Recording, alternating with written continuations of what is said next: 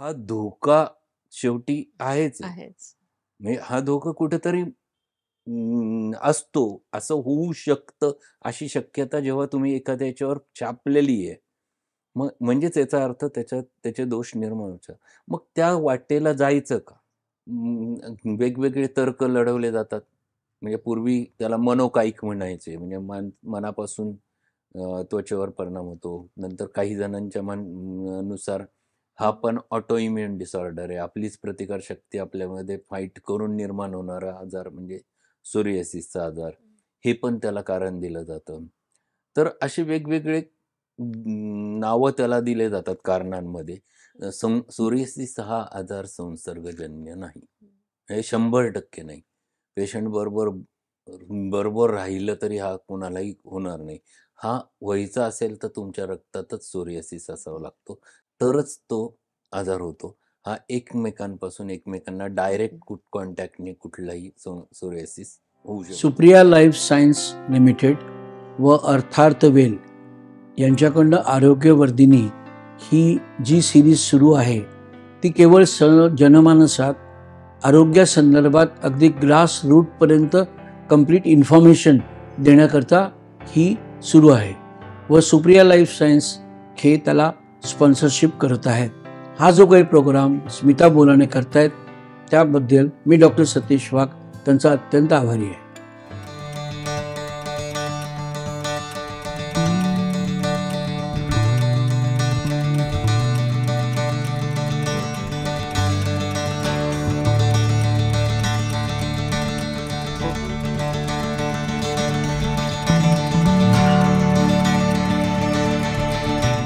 नमस्कार. अर्थार्थ वेलच्या आरोग्यवर्धिनीमध्ये आपलं स्वागत आहे.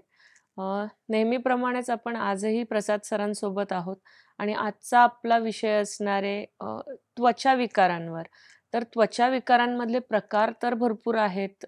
जसं आपण म्हणतोय पिंपल्स आहेत किंवा बाकी कुठले पॅच येणं, पांढरे डाग, सोयारिसिस.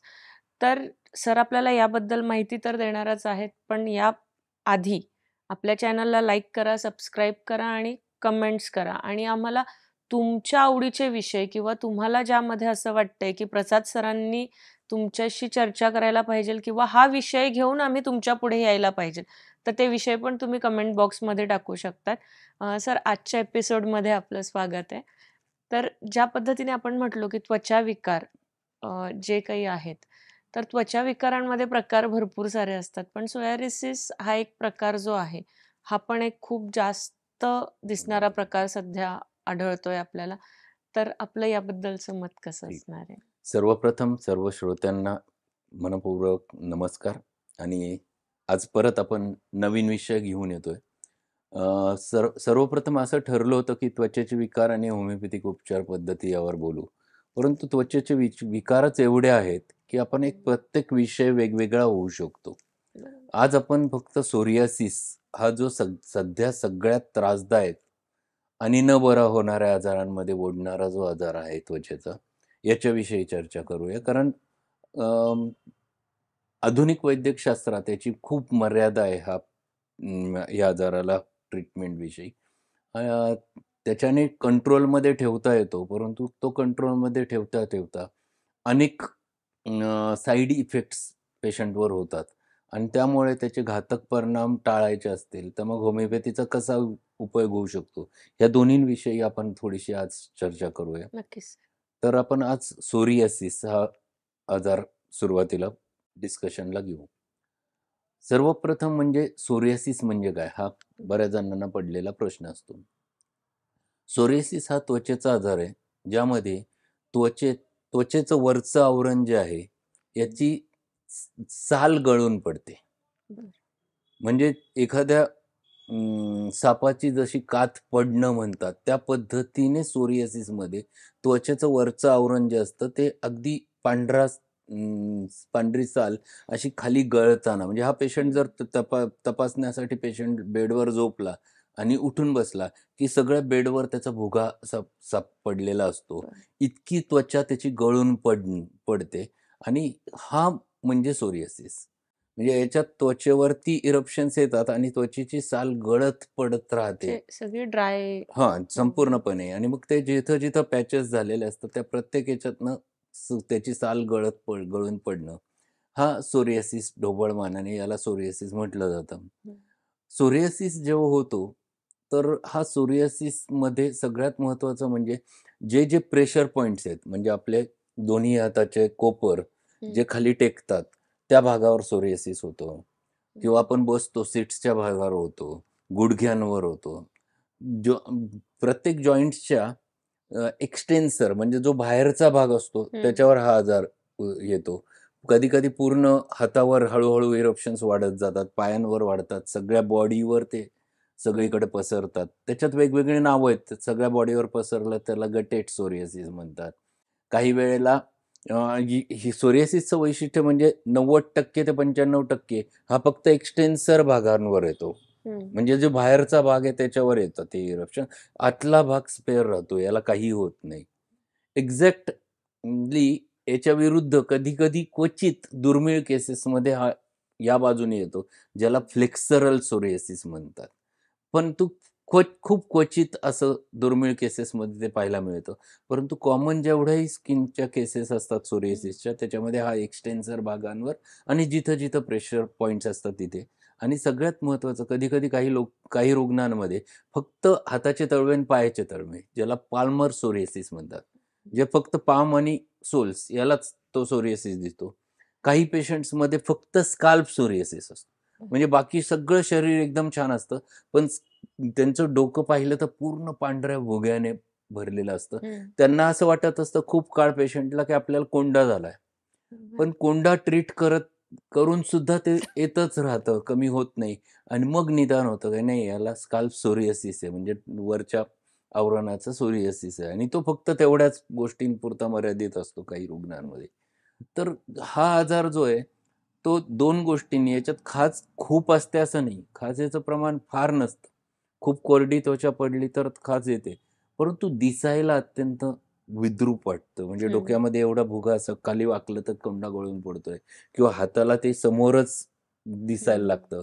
कधी-कधी केसांच्या मार्जिन्समध्ये असं बाहेर बोर दिसायला लागतं किंवा पायांवर पेशंटला ते दिसतं आणि ते दिसण्यामुळे पेशंट त्यामध्ये जास्त डिस्टर्ब होतो. म्हणजे सोरियासिसच्यामुळे पेशंटची मानसिकता बिघडते आणि तो डिप्रेस होतो बऱ्याच वेळेला. मग माझ्याच नशिबी का आलं? आणि दुसरी गोष्ट ॲलोपॅथिक वैद्यकशास्त्रामध्ये मॉडर्न सायन्सनुसार याला स्पष्टपणे सांगितलं झालं, की सोरियासिसला पर्मनंट उपचार नाही. म्हणजे जे काही उपचार आहेत ते त्याला काबूत ठेवण्यासाठी असतं. परंतु त्याला पूर्णपणे नायनाट करण्यासाठी वैद्यकशास्त्रात त्याला उत्तर नाही. त्याची ट्रीटमेंट आता नवीन खूप पोटंट लोकल औषधं आलेली आहेत. लोकल स्टिरॉइड ऑइंटमेंट्स आलेले आहेत. ते लावले की ते गेल्यासारखं वाटतं. परंतु त्याचं आत कधीच नसतं. ते फक्त आतमध्ये दबलेलं राहतं आणि परत औषध बंद केलं, ते मलम लावणं बंद केलं की ते परत उफाळून येत असतं. हे आजारात वैशिष्ट्य असतं. जसं चंद्राच्या कला असतात, वेक्सिंग वेनिंग वाढत जाणं आणि कमी होणं. तसं ह्या आजाराचं वैशिष्ट्य असतं. हा आजार थंडीच्या काळामध्ये खूप वाढतो. म्हणजे सुरुवात पावसाळा एंड झाला आणि थंडीची सुरुवात झाली तसा तो वाढत जातो. साधारण नोव्हेंबर-डिसेंबरमध्ये सुरुवात वाढायला होते. सप्टेंबर एंडपासून वाढायला सुरुवात होते. डिसेंबर, जानेवारी ह्याचा पीक असतो. खूप खूप वाढलेला असतो. त्यावेळेला जवळ सगळे बॉडी इन्व्हॉल्व होते आणि परत फेब्रुवारी एंडला उन्हाळा जसा सुरू होतो तसं त्या कमी व्हायला सुरुवात होते. ते परत पावसाळा संपेपर्यंत हा आजार कमी होतो. म्हणून याला वॅक्सिंग आणि वेनिंग असं म्हटलं जातं. हा वाढणं आणि कमी होणं. हे त्याचं वैशिष्ट्य आहे या आजाराचं. हा आजार का होतो याचं कारण अजूनपर्यंत सापडलेलं नाही. म्हणजे मॉडर्न सायन्सनुसार त्याला कारण शोधू शकत नाही. कारण दिसणारं कारण नाहीये. वेगवेगळे तर्क लढवले जातात. म्हणजे पूर्वी त्याला मनोकायिक म्हणायचे. म्हणजे मनापासून त्वचेवर परिणाम होतो. नंतर काही जणांच्या नुसार हा पण ऑटो इम्युन डिसऑर्डर आहे. आपलीच प्रतिकारशक्ती आपल्यामध्ये फाईट करून निर्माण होणारा आजार म्हणजे सोरियासिसचा आजार. हे पण त्याला कारण दिलं जातं. तर असे वेगवेगळे नावं त्याला दिले जातात कारणांमध्ये. परंतु जेव्हा आम्ही होमिओपॅथिक दृष्ट्या त्याला पाहतो, तर त्या होमिओपॅथिक दृष्ट्या पाहिल्यानंतर हा ट्युबरक्युलर मायाझममध्ये जाणारा आजार आहे. म्हणजे आपण 3 मुख्य दीर्घकालीन आजारांचे कारणं पाहिले होते. एक सोरिक डिसऑर्डर, सायकोटिक डिसऑर्डर आणि सिफिलिटिक डिसऑर्डर आणि मिक्स डिसऑर्डर म्हणजे ज्याच्यात 2 मायाझम एकत्र येतात, जे 2 दोष एकत्र येतात. याच्यातले 2 दोष सोरा आणि सिफिलिस एकत्र येऊन ट्युबरक्युलर मायाझम किंवा ट्युबरक्युलर दोष जो गट म्हटला जातो, तो होतो. तर होमिओपॅथीनुसार हा मिक्स मायाझममध्ये निर्माण होणारा आजार आहे. त्यामुळे होमिओपॅथिक चिकित्सा जी असते ह्या आजाराकरता, यामध्ये सगळे डिटेल्स खूप घ्यावे लागतात. या पेशंटला वेळ द्यावा लागतो. त्याची मानसिकता समजून घेणं फार महत्त्वाचं असतं आणि याचेही कारणं लपलेले असतात, ते त्याच्या मानसिकतेतच असतात. मग तो पेशंट नेमका का, कशाने डिस्टर्ब झाला, काय आयुष्यात घडलेल्या घटना आहेत, आई-वडिलांकडनं काय दोष घेऊन आलेला आहे, म्हणजे मागच्या पिढीतनं आत्तापर्यंत संक्रमित काय झालेलं आहे. कारण सोरियासिस अनेकदा हा पिढ्यानपिढ्या चालणारा आजार आहे. म्हणजे आनुवंशिकता पण सोरियासिसमध्ये खूप प्रमाणात असते. त्यामुळे अनेकदा आई-वडिलांपैकी कोणाला तरी सोरियासिस होता म्हणून पुढच्या पिढीत तो आला. परंतु असं प्रत्येक वेळेला असतंच असं नाही. मागच्या पिढीत ट्युबरक्युलर मायाझमचा दुसरा आजार होता. जन्माला येताना दोष ट्युबरक्युलर मायाझम घेऊन आला. ह्या पिढीत तो सोरियासिस म्हणून बदलला. असंही घडू शकतं. त्यामुळे प्रत्येक वेळेला मागच्या पिढीत तसंच्या तसंच सोरियासिस असेल असंही नाही आणि पुढच्या पिढीतही तो तसाच्या तसा जाईल असंही नाही. परंतु तो दोष जो आहे, ज्याच्यामध्ये अनेक घटक एकत्र येतात ट्युबरक्युलर मायाझम, तो दोष मात्र पुढच्या ह्याच्यात जातो. त्यावेळेला तो त्याचं रूप बदलतो. म्हणजे प्रत्येक वेळेला तसाच्या तसाच आजार पुढे जात नाही. पुढच्या पिढीत जाताना एखाद्या वेळी त्याचं रूपांतर डायबिटीसमध्ये होऊ शकतं, जे पुन्हा त्याच ट्युबरक्युलर मायझममध्ये जातं. तर मग आम्ही त्याच्यामध्ये संपूर्णपणे डिटेल केस घेतो, सगळी माहिती विचारतो, त्याच्या मोडॅलिटीज विचारतो. प्रत्येकाचे मोडॅलिटीज भिन्न असतात.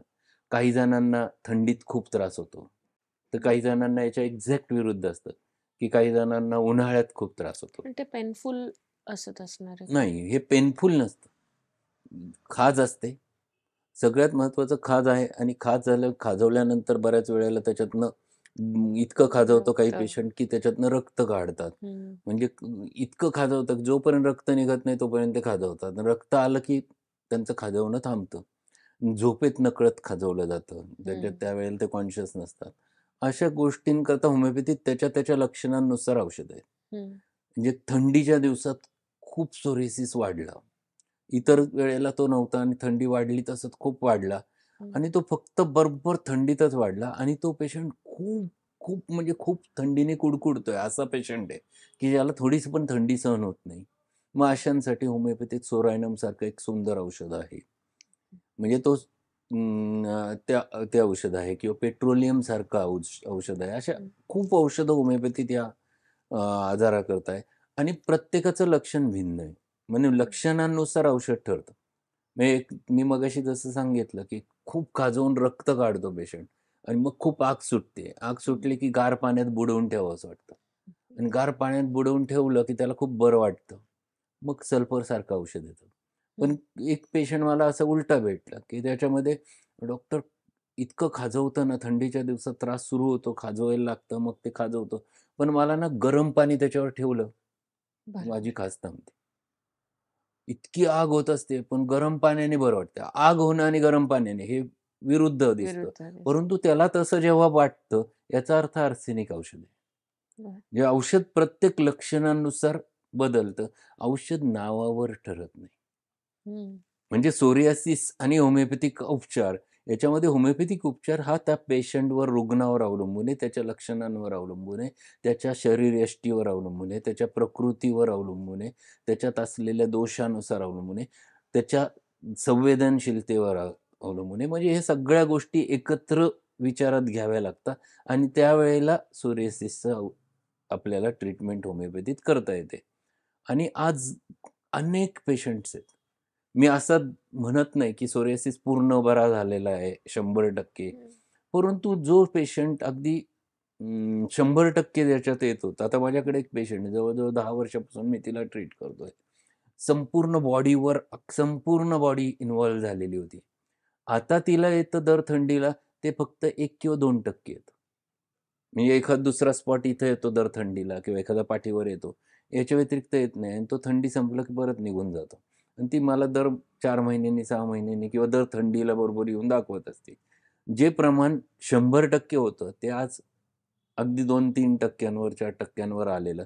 असं अनेक पेशंटमध्ये आणि असे हे पेशंट मात्र आम्ही सांगतानाच सांगतो, की तुम्हाला ट्रीटमेंट बराच काळ घ्यावी लागेल. फक्त खर्च त्यांना पहिले 6 महिने असतो. हं. म्हणजे 6 महिने जी रेग्युलर ट्रीटमेंट आहे तिथपर्यंत खर्च आहे. 6 महिन्यानंतर आम्ही जेव्हा त्यांना ट्रीट करतो, त्यावेळेला त्यांचे ट्रीटमेंटचा खर्च हा महिन्याला ₹150-200 च्या वरती असत असं. नाही. डोससाठी जेव्हा बोलवतो, फक्त डोसचा खर्च आम्ही त्यांच्याकडनं घेतो आणि त्यांना मी महिना, 2 महिन्याच्या इंटरव्हलने फक्त दाखवायला बोलवत असतो. म्हणजे आपण हा पेशंट किती बरा केला, हं. हे पण त्याच्यात समजू शकतं. फक्त पेशंटला आम्ही एवढं आवर्जून सांगतो, की काही झालं तर तुम्हाला काही खर्च करायचा नाही. पण तुम्ही दाखवायला येत चला आणि ज्या वेळेला ते वाढलेलं असतं त्यावेळेला दाखवा. हं. म्हणजे मग आपल्याला कळतं, की मागच्या वर्षी किती होतं आणि या वर्षीचं आता प्रमाण किती? किती आहे. म्हणजे आता एक मुलगा आहे, यंग आहे अगदी म्हणजे 10वीतला मुलगा आहे फक्त.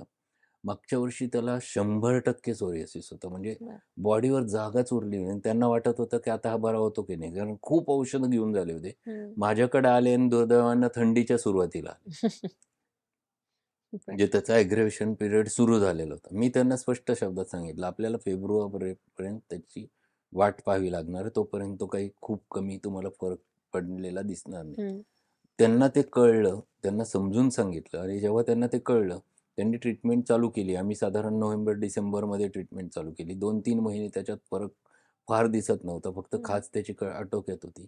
आणि मग मार्चपासून हळू-हळू ते कमी होत गेलं.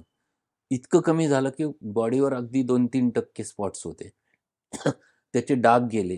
जसं काही त्याच्या बॉडीवर होतं की नाही, माझ्याकडे हे मी सगळे ग्राफ ठेवत असतो. म्हणजे कंपेअर करायला खूप सोपं होतं. आता ह्या थंडीला परत आलं, पण आलं एक 10% आलं. हं. म्हणजे आता जवळ-जवळ जानेवारी उजाडला. म्हणजे थंडीचा पीक आहे हा. पुढच्या महिन्यात फेब्रुवारी एंडला संपतं संपतं. आपल्याकडची थंडी. म्हणजे 100% चं दुखणं एकाच वर्षामध्ये हं. 10% पर्यंत आज उतरलंय. सर, स्किन डिसीज म्हटलं की लोकांमध्ये थोडे गैरसमज पण असतात, की ते आपल्याला म्हणजे संसर्गासारखं जसं म्हणतो, की हा त्यातला प्रकार असतो का? की घरात एकाला खूपच जास्त प्रमाणात झालंय, तर मग ते थोडंसं हायजीन वगैरे ह्या सगळ्या गोष्टी पाळल्या जातात त्यामध्ये किंवा समोरच्याने यूज केलेला कापड आपण कधी यूज करत नाही. तर याबद्दल आपण काय म्हणणार? अत्यंत महत्त्वाचा प्रश्न आहे. खरं हं. तर मी सांगायला पाहिजे होती ही माहिती. सोरियासिस हा आजार संसर्गजन्य नाही. हे 100% नाही. पेशंट बरोबर बरोबर राहिलं तरी हा कोणालाही होणार नाही. हा व्हायचा असेल तर तुमच्या रक्तातच सोरियासिस असावा लागतो.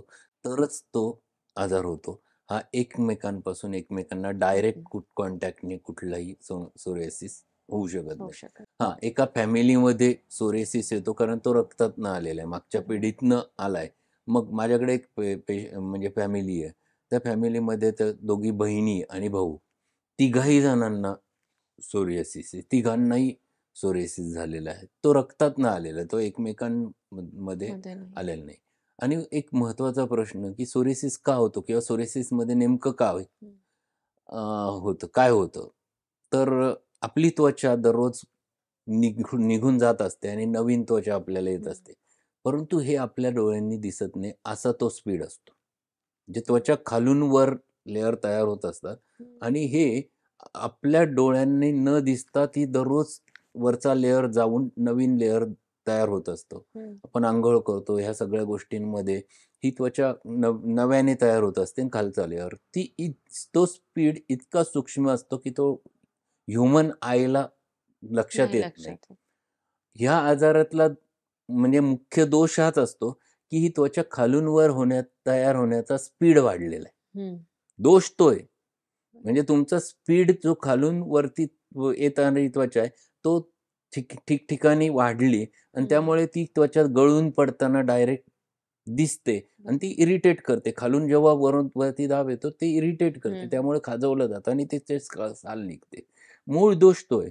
म्हणून तुम्ही वरून मलम लावून नाही तो होत. बंद करू शकत नसतात. हं. मलम लावून तुम्ही तो शमवता किंवा त्याचा त्रास कमी करता.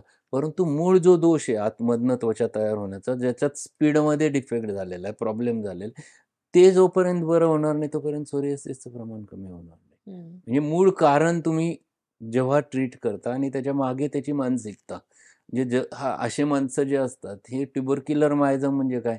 तर ट्युबरक्युलर मायझमची माणसं जे असतात ते अतिसंवेदनशील आहे. कुठल्याही गोष्टीला खूप जोराने रिएक्शन असते त्यांची. हं. एक्झॅगरेटेड रिएक्शन्स पाहायला मिळतात आणि तीच त्यांच्या त्वचेतही मिळते. कारण मन वेगळं आणि त्वचा वेगळी आहे, असं नाहीये. आणि त्यामुळे ती मानसिकता जी आहे तीच तुमच्या त्वचेमध्ये गेलेली असते. त्याच्यामुळे ती त्वचेचा तो सोरियासिस आजार झालेला असतो. तर होमिओपॅथीमध्ये अशा सोरियासिसकरता खूप चांगला उपचार आहे. माझं सांगणं एवढंच आहे, की पहिलं गोष्ट लक्षात घ्यायची असते, की आपण ॲलोपॅथी आणि होमिओपॅथी जेव्हा आपण डिफरन्शिएट करतो, जर तुमचं होमिओपॅथीने कंट्रोल होत असेल, तर त्याच्याने कुठल्याही प्रकारचा दुष्परिणाम. दुष्परिणामांशिवाय तुम्ही त्याला कंट्रोल करता. जेव्हा तुम्ही आधुनिक वैद्यकशास्त्राची औषधं घेता, त्या औषधांचा होणारा दुष्परिणाम शोधणं गरजेचं असतं. हं. म्हणजे काही औषधं आहेत, मेथोट्रेक्सेट सारखी गोळी आहे, जी आठवड्यातनं एकदा घ्यायला लावतात किंवा दोनदा घ्यायला लावतात. परंतु ही गोळी ती घेतल्यानंतर जवळ-जवळ पुढच्या आठवड्यात काहीच नाही, शरीर एकदम छान झाल्यासारखं हं. दिसतं. परंतु त्या गोळीचं जर पाकीट पाहिलं आणि त्याच्यात अत्यंत बारीक अक्षरात चौकोनात लिहिलेलं आहे, हे औषध या औषधाने उंदरांमध्ये कॅन्सर निर्माण झालेला आहे. त्यामुळे मेडिकल प्रिस्क्रिप्शन शिवाय हे औषध घेऊन घेऊ नये. मग हा धोका शेवटी आहेच आहे. आहेच. म्हणजे हा धोका कुठेतरी असतो. असं होऊ शकतं, अशी शक्यता जेव्हा तुम्ही एखाद्या याच्यावर छापलेली आहे, मग म्हणजेच याचा अर्थ त्याचे दोष निर्माण होतात. मग त्या वाटेला जायचं का?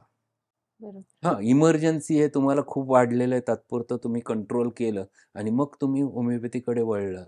वेल एंड गुड, हं. की इमर्जन्सीपुरतं तुम्ही ते वापरलं असेल, तर त्याचा तेवढा घातक परिणाम होणार नाही. परंतु प्रत्येक वेळेला तेच घेत राहून आपण आपला आजार कंट्रोल करायला गेलो, तर खूप घातक परिणाम होतात. आणि आपल्या इथे असंही आहे ना सर, की डॉक्टर्सने मेडिसिन्स दिले. आपण कधी कंटेंट वाचायचे कष्ट घेत नाही. कोणीच नाही वाचत. ॲक्चुअली एम-आर-पी बघण्याशिवाय बरोबर आहे. कंटेंट नाही, वाचण्याचे अजून एक कष्ट जे नाही वैशिष्ट्य घेतले असं, की जात. ती एम-आर-पी ठळक अक्षरात असते. हे हो. जे दिलेलं असतं वैधानिक इशारा, हा इतका बारीक असतो, की तो कोणीच वाचणार हां, नाही. म्हणजे आपण इतक्या ते बारीक बरं अक्षरात. होण्यासाठी हां. घेतोय, की अ, पुढे जाऊन काही दुष्परिणाम मा करून घेण्यासाठी घेतोय त्या बरोबर. गोष्टी. तर नक्कीच एक या एकच ठिकाणी शेवटची गोष्ट, की माझ्याकडे एक रुग्ण आहे, हं. ज्यांना सोरियासिस खूप म्हणजे 40 वर्षांपासून सोरियासिस आहे. त्यांना ही गोळी प्रिस्क्राईब केली होती. त्यांनी जसं मगाशी तुम्ही बोलले तसंच, की मेडिकलमधनं आणायचे ह्या गोळीने बरं वाटतं आणि त्यांनी परत डॉक्टरकडे गेले नाही आणि वर्षानुवर्ष ती खाल्ली. तीच घेत आहे. आणि त्यांना म्हणजे 10 वर्षापासून मोटार न्यूरॉन डिसीज नावाचा अत्यंत घातक आजार निर्माण झालाय, की ज्याला ॲलोपॅथीत उपचार नाही. म्हणजे पुस्तकातच लिहिलेलं आहे, की you have to watch the patient dying. Patient मृत्यू होताना पाहावा लागतो आणि हं. निदान झालं, की पेशंट 6 महिने, वर्ष जगतो. मला थोडंसं एक चांगली गोष्ट ही सांगायची, की 10 वर्षापूर्वी ते माझ्याकडे याच्याकरता आलेत हं. आणि 10 वर्ष मी त्यांना जगवलंय होमिओपॅथीने. म्हणजे निदान होऊन 10 वर्ष झालेत, 10-12 वर्ष होत आले असतील. हं. आजपर्यंत ते अजूनही आहेत, जखडलेले आहेत. हं. त्यांना घरातल्या घरातच ते फक्त थोडेफार चालू शकतात. परंतु 10 वर्ष आज ते पण दुष्परिणाम कशामुळे झाला? तर सोरियासिस करता घेतलेल्या गोळ्यांचा दुष्परिणाम आणि त्या स्वतःच्या स्वतः हां, घेत म्हणजे गेलेल्या किती दिवस ट्रीटमेंट. घ्यायचं याचं लिमिट त्यांनी ठरवलेलंच नव्हतं तिथंच. काही नाही, झाला त्याच्यावर त्रास की लिहून घ्यायचं. दिलेलं असतं 1 महिन्याचं औषध, परंतु पेशंट वर्षानुवर्ष ती गोळी हं. आणत जातो आणि त्यामुळे त्याचे झालेले घातक परिणाम. तर खूप म्हणून आधी विचार करायचा, की आपल्याला कुठल्या मार्गाला जायचं हे हं. पेशंटने आधी ठरवलं पाहिजे. इमर्जन्सी ठीक आहे, तात्पुरतं तुम्ही केलं, परंतु जेव्हा असा आजार आहे सोरियासिससारखा, तर त्यावेळेला केमिकल औषधांपासून आपण जितकं दूर राहू, बरोबर आहे. तेवढं शरीरावर होणारे दुष्परिणाम आपण हं. टाळू शकतो. नक्कीच सर. अ, ह्या आजारासाठी जर तुम्हाला अधिक काही माहिती हवी असेल तर स्क्रीनवरच्या नंबरवर तुम्ही कॉलही करू शकतायत आणि कमेंट बॉक्समध्ये तुमचे प्रश्नही टाकू शकतायत. आजच्या एपिसोडमध्ये आपण इथेच थांबूया आणि पुढच्या एपिसोडमध्येही आपण अशाच काही नवीन आजारांना घेऊन येणार आहोत आणि सरच आपल्याला माहिती देणार आहे. आजसाठी सर खूप खूप धन्यवाद. धन्यवाद सर्वांना. पुन्हा भेटू नवीन एपिसोडमध्ये. थँक्यू.